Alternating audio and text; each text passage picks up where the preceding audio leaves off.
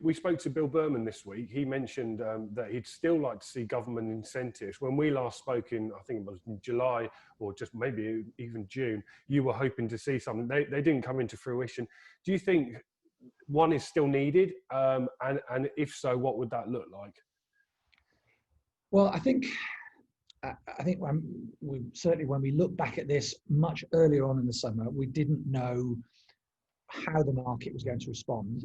And I think if we look at the state of various industries across the UK, it's actually probably slightly more difficult for the automotive industry to make a case for support with where we are today.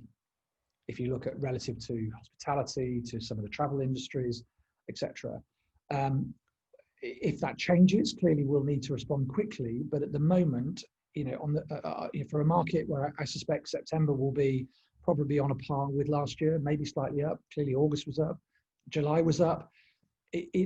As we sit here today, which is what the government will be looking at, that's perhaps not a strong case to make, but definitely something we need, and we will be through our SMMT colleagues is being in very, very close contact with SMMT and government, as if that starts to change, and we need to be ready. Yeah, it's quite hard to make a case for support, isn't it, when we're reporting such buoyant sales all the time? Well, it is, and it's a fine balance. And I think I understand where Bill's coming from in terms of, because we can see that there might be much tougher times ahead.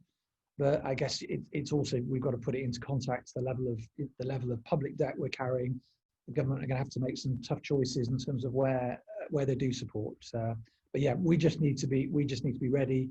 We've done a lot of work as an industry in terms of what a stimulus package could look like, and we would hope that the government would respond quickly when the need presents itself.